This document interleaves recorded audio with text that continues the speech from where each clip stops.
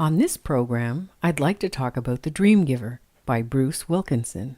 The book implies that everyone has a dream. It's a journey of not only discovering your dream, but also looking at what might be keeping you from moving forward into the bigger picture of it. When I started the book, it seemed fairly easy. I could see God working in different areas of my life.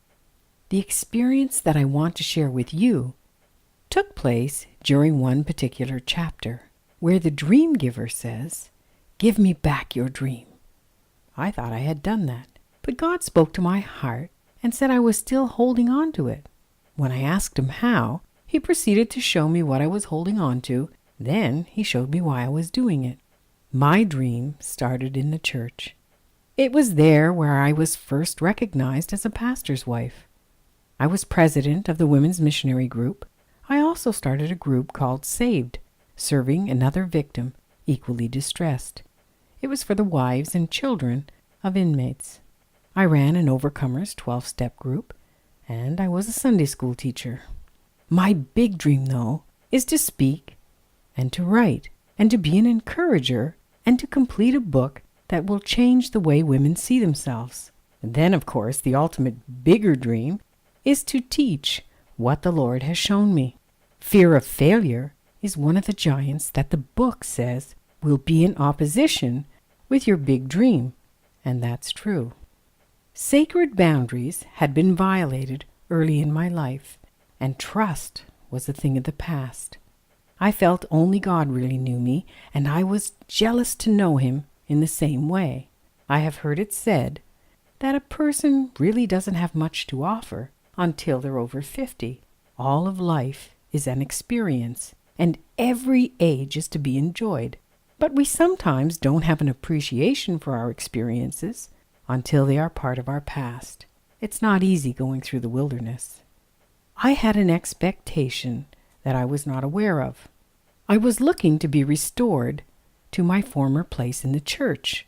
I went through memory flashbacks over 10 years ago. I wasn't asked to step down from leadership. God's grace allowed me to see that I needed to remove myself before that could happen. My thought was, if my own life wasn't in order, how could I help you with yours? One of my passions was to write and to speak about communion with God in the church. What I was holding on to was the key to my old office and the main key that opened the church building. Why I had never turned them in was because I was believing someday I would be not only restored, but that the latter years would be even better than the former. God showed me I had put my hope in the pastor. I trusted him to restore me and not God. So I returned my keys and released my pastor of all expectations. In doing so, I gave my dreams, so to speak, back to the dream giver. I was shopping in one of my favorite spots and ran into Gloria from the radio station, who suggested I should be on radio.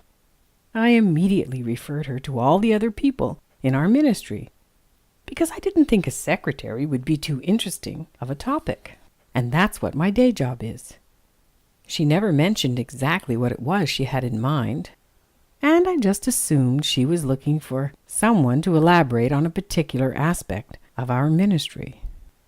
Not really knowing me, Gloria thought either I was disinterested or radio shy, but God intervened.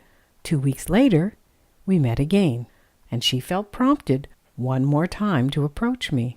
Only this time, she opened with, "Wasn't it you who told those stories at the Women Who Worship conferences?" When I said yes, she went on to say that they might be good for the radio and invited me to tell a few to her husband. The miracle is, even when I turned Gloria down that first time, God knew. I wasn't saying no to him. I just didn't know I could fulfill the expectation because I didn't really know what it was. When he defined it for me, I could make a clear decision. I had given the dream giver back the dream to speak in one church, and now I speak to you who are from many churches.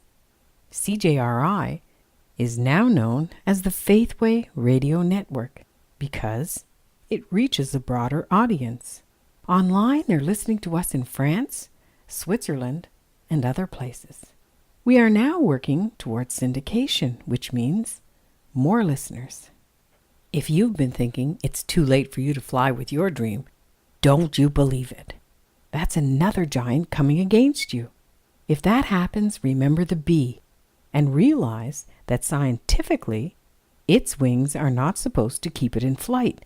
Both body and wings are out of proportion.